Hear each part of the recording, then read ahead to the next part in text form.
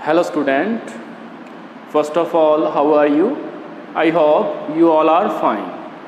Students, अपने class 9th की आपके जियोग्राफी में chapter 5th natural vegetation and wild life कर रहे हैं। इससे पहले के जो लेक्चर हैं उसमें अपने इंडिया की जो नेचुरल वेजिटेशन है उसके बारे में स्टडी कर ली है। आज अपने जो टॉपिक करेंगे वो है आपका wild life.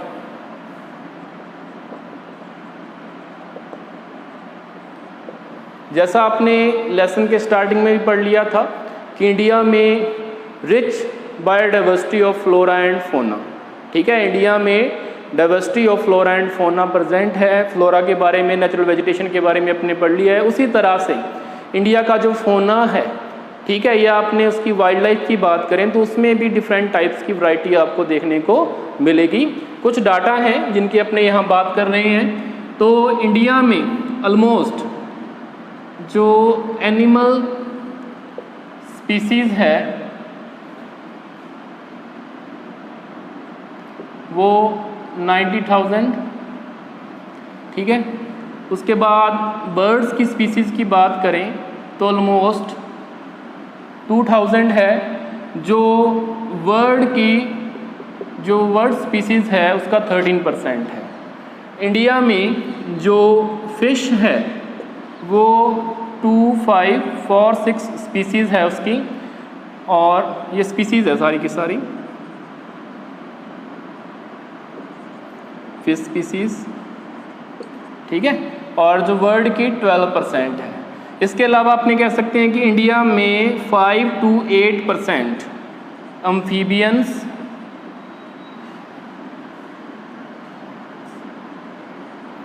Reptiles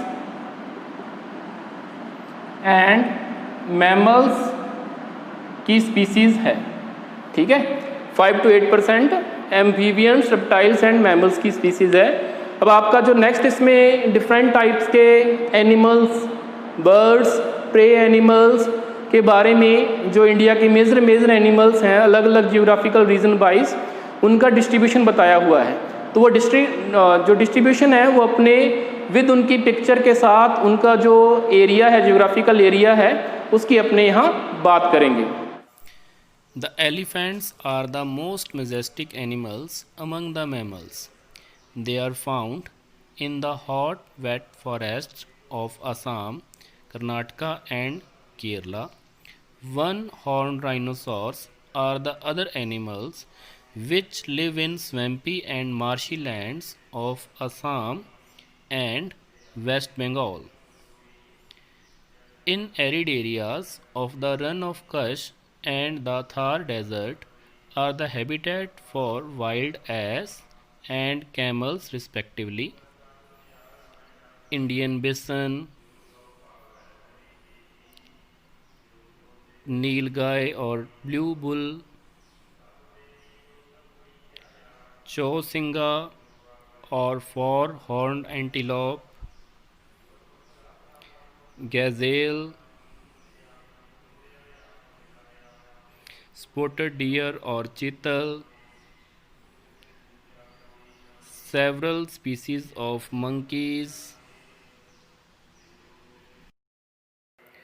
India is the only country in the world that has both tigers and lions. Tigers are found in the forest of Madhya Pradesh, the Sundarbans of West Bengal, and the Himalayan region. The natural habitat of the Indian lion is the Gir forest in Gujarat. Leopards too are members of the cat family. They are important among animals of prey. The Himalayas harbor a hardy range of animals which survive in extreme cold. Ladakh's freezing high altitudes are a home to yak, shaggy horned white ibex, the Tibetan antelope, the Baral, blue sheep, wild sheep, the Kiang, Tibetan wild ass, bear, snow leopard,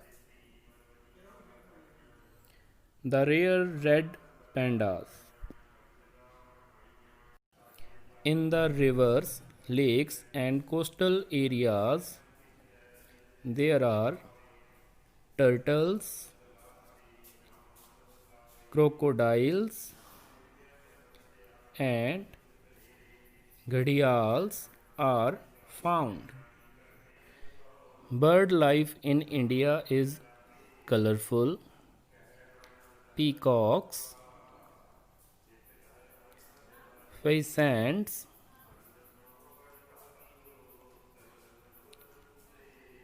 ducks,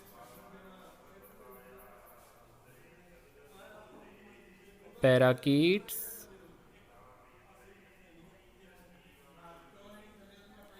cranes,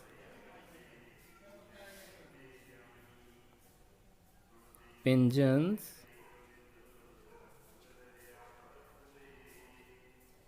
and flamingos. इसके बाद अपने जो next आपके topic आगे बढ़ा है topic इस आपके चैप्टर में, उसमें ये बताया गया है कि जो ह्यूमन बीइंग है उसने वैरायटी ऑफ जो फ्लोरा है, वेजिटेशन है, नेचुरल वेजिटेशन है, उसमें से कुछ पर्टिकुलर जो एडिबल प्लांट्स हैं उनको सेलेक्ट किया है अपने एडिबल यूज़ के लिए, उनका डोमेस्टिफिकेशन किया एक तरह से अपने कह सकते हैं, उनकी एग्रीकल्चर स्टार्ट की है। उसमें से कुछ मेडिसिनल प्लांट्स भी हैं जिनको उन्होंने अपनी मेडिसिन के लिए यूज़ में लिया है। उसी तरह से जो variety of loads of species of animals हैं उसमें से उसने क्या किया है कि डिफरेंट टाइप्स की जो मिल्च एनिमल्स हैं, मिल्चिंग एनिमल हैं, जो दूध देने वाले पशु हैं, जो जिनको अपने दुधारू पशु कह देते हैं, उनको सेलेक्ट किया है।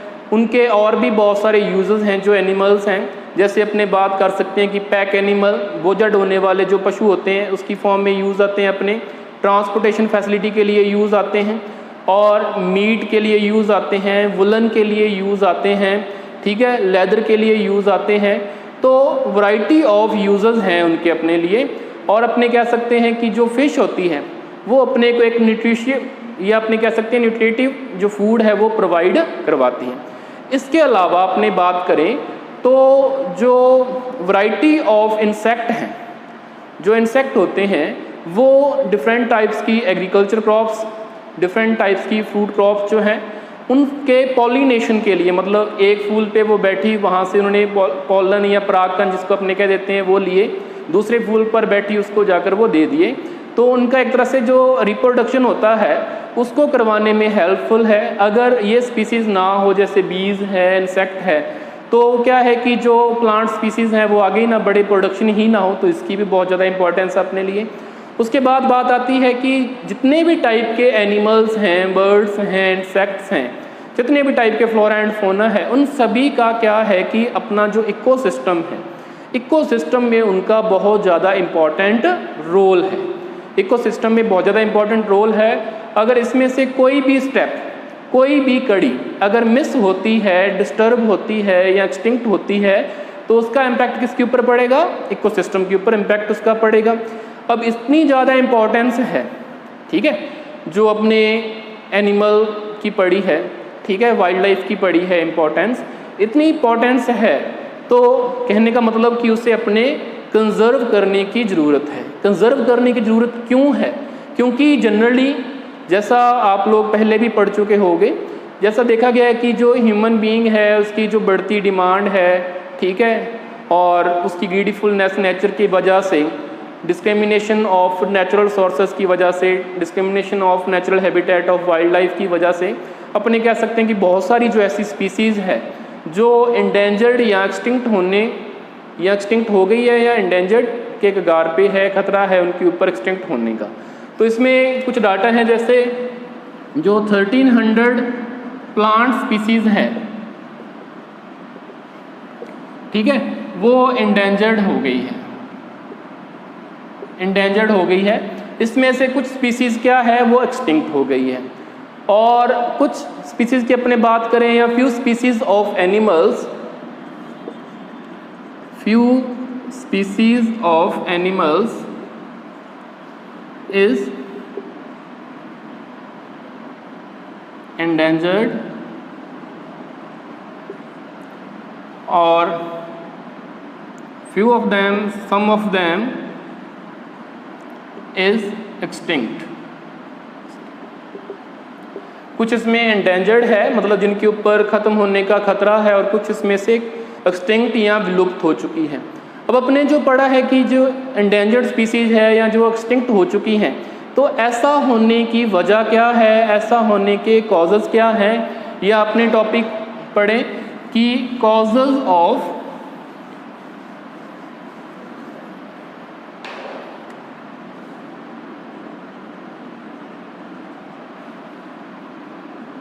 Discrimination of flora and fauna. ठीक है, तो इसमें मेनली अपने जैसे फोना की ही बात करें यहाँ पे, तो सबसे पहला आ जाएगा hunting, hunting and poaching for greedy and commercial uses. Hunting and poaching करना एनिमल्स की लालच के लिए, उनके कमर्शियल यूज़ के लिए, ये एक एक्सटिंक्ट होने के लिए या एंडेंजर्ड होने के लिए या उनके ख़त्म होने के लिए एक जो सबसे मेन पॉइंट है। उसके अलावा अपने सेकंड बात करें pollution due to chemical and industrial waste and acid deposits. Pollution होता है जो केमिकल वेस्ट होता है, इंडस्ट्री से निकलता है, या केमिकल जो अपने यूज़ करते हैं एग्रीकल्चर में यूज़ करें, कैसे भी यूज़ करें, जो इंडस्ट्रियल वेस्ट होता है और जो एसिड डिपॉजिट होते हैं उसकी वजह से जो पोल्यूशन होता है वो भी वाइल्ड लाइफ को, फ्लोरा एंड फौना को ख़त्म करने में या नुकसान पहुँचाने में अब अपना जो अपने कह सकते हैं कंट्रीब्यूशन करता है। उसके अलावा इंट्रोडक्शन या इंट्रोड्यूस ऑफ एलियन स्पीसीज या एग्जॉटिक स्पीसीज जिसको बोल देते हैं, जो उस नेचुरल एनवायरनमेंट की स्पीसीज नहीं होती है, उनको किसी दूसरे रीजन से, दूसरे देश से लाकर वहाँ पर लगाया जाता है, तो वो वहाँ के नेचुरल हैबिटेट के लिए या अपने कह सकते हैं कि जो नेचुरल रिसोर्सेस हैं, फ्लोरा एंड फौना है, उसके लिए वो खतरा होती है, डेंजर होती है। ठीक है, ये इसमें शामिल हो जाता है। और नेक्स्ट है deforestation for the purpose of agriculture land, mining, industrial development etcetera.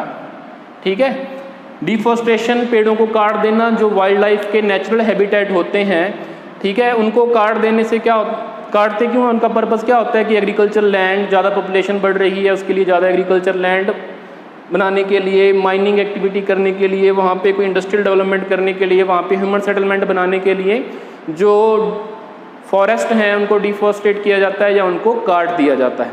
तो ये कुछ कॉजेज़ हैं। अब ये कॉजेज़ हो गए, तो इनको कंट्रोल करने के लिए गवर्नमेंट ने कुछ स्टेप्स भी लिए हैं, उनकी यहाँ अपने बात करेंगे कि कौन कौन से जो स्टेप्स हैं वो गवर्नमेंट के द्वारा लिए गए हैं।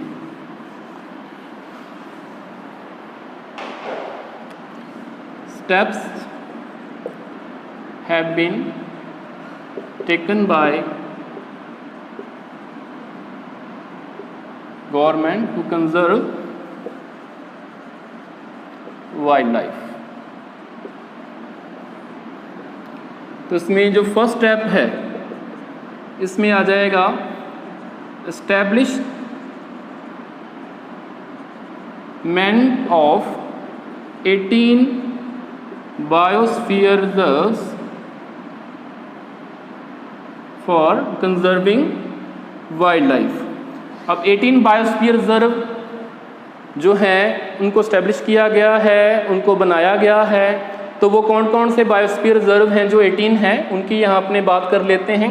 सबसे पहले जो आता है उसमें आ जाएगा आपका कोल्ड डेजर्ट। सेकंड आ जाएगा आपका कोल्ड डेजर्ट जो है वो हिमाचल प्रदेश में है। सेकंड आ जाएगा नंदा देवी, ये उत्तराखंड में है। थर्ड आ जाएगा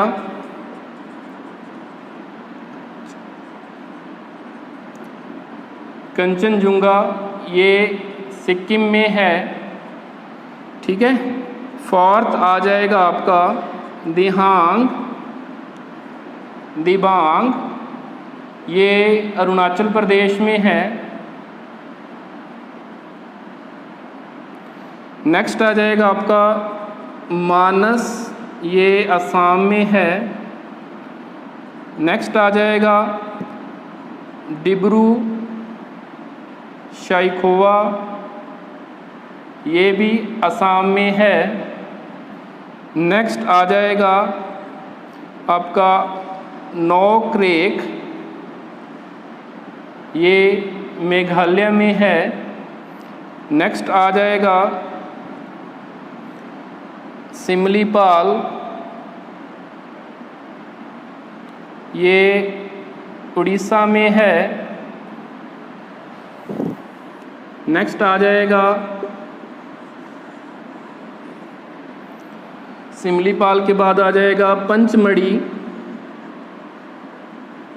ये मध्य प्रदेश में है। पंचमढ़ी के बाद में आ जाएगा आपका पन्ना, ये भी मध्य प्रदेश में है। उसके बाद आ जाएगा अचानकमर अमरकंटक, ये छत्तीसगढ़ में है।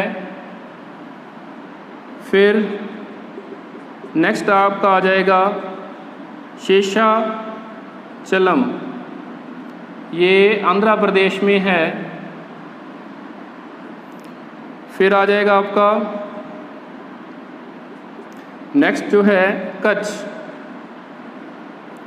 ये गुजरात में है। नेक्स्ट आ जाएगा आपका अगस्त मलाई, ये केरला में है। और फिर आ जाएगा आपका नीलगिरी, और नीलगिरी है आपका तमिलनाडु, केरला और कर्नाटका में।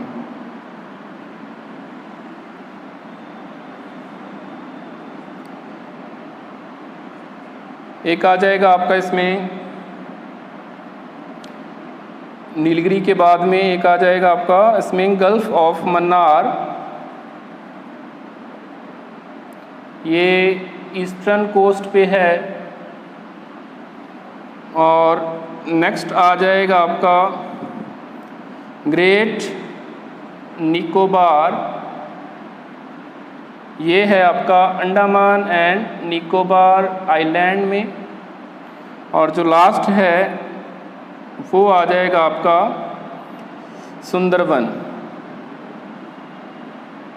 ये वेस्ट बंगाल में है। इसमें से 10 बायोस्फीयर रिजर्व जो हैं वो इंटरनेशनली इम्पोर्टेंस के हैं, जिसमें नंदा देवी आ गया, मानस आ गया, नोक्रेक, सिमलीपाल, पंचमढ़ी, अचानकमर अमरकंटक, फिर ये Nilgiri, gulf of Mannar, great Nicobar और सुंदरवन। ठीक है। तो ये 18 बायोस्फीयर रिजर्व जो हैं वो बनाए गए हैं। इसके अलावा जो गवर्नमेंट है वो फाइनेंशियल असिस्टेंस प्रोवाइड करवाती है कुछ जो बॉटनिकल गार्डन्स हैं उनको 1992 के बाद में, ठीक है। उसके अलावा अपने बात करें तो जो इंडिया है उसमें जैसे project tiger, project rhino, project elephant, project great Indian bustard, ठीक है, ये कुछ प्रोजेक्ट चलाए गए। इसके अलावा और भी कुछ जो प्लान है, एक्ट हैं, वो बनाए गए। एक इसमें और चीज़ ध्यान रखना, जो इंडियन वाइल्ड लाइफ एक्ट है वो 1972 में इम्प्लीमेंट किया गया था, ठीक है। इसके अलावा अपने बात करें, इंडिया में 103 नेशनल पार्क्स हैं और 535 वाइल्ड लाइफ सेंचुरीज हैं, ठीक है। तो ऐसे कुछ स्टेप्स हैं जो इनिशिएट किए गए हैं वाइल्ड लाइफ को कंजर्व करने के लिए। इंडिया में जो वाइल्ड लाइफ का डिस्क्रिमिनेशन हो रहा है उसको कंट्रोल करने के लिए जो करंट में डिस्क्रिमिनेशन हो रहा है उसको एकदम बंद करना होगा, तभी वाइल्ड लाइफ को अपने कह सकते हैं कि अपने कंजर्व कर सकते हैं। एक इसमें छोटा सा टॉपिक और बताया हुआ है जिसमें माइग्रेटरी बर्ड के बारे में बताया हुआ है। माइग्रेटरी बर्ड के बारे में आपने सुना भी होगा, जो साइबेरियन क्रेन है वो गर्मियों के मौसम में एक तो रन ऑफ कच्छ में आते हैं और एक आते हैं आपके जो केवलादेव नेशनल पार्क है राजस्थान में, वहाँ पे आते हैं। वहाँ की जो अपने कह सकते हैं कि स्वैम्पी या इस टाइप की मार्शी इन्वायरमेंट है उसमें वो आते हैं। उसके अलावा और भी कई सारे, जैसे फ्लेमिंगो है, वो जो कच्छ का यहाँ पे ओशियन और लैंड मिलती है वहाँ पे वो अपने न्यू बॉर्न को जन्म देने के लिए, उनको पालने के लिए, है ना, वहाँ घोंसले बनाते हैं और उसमें अंडे देते हैं। जो साल्ट है उसमें अपने घोंसले बनाकर उसमें अंडे देते हैं। तो इस टाइप से इंडिया में डिफरेंट टाइप्स की वैरायटीज़ ऑफ बर्ड हैं। इंडिया की जो रिच बायोडाइवर्सिटी है वो आपको देखने को मिलती है। इसी वजह से उसका इकोलॉजिकल इम्पोर्टेंस भी बहुत ज़्यादा है और अपने को उनको कंजर्व भी करना चाहिए। ये आपका पूरा चैप्टर हो गया। इसमें कुछ आपको ना समझ में आया तो आप पूछ सकते हो। Thank you.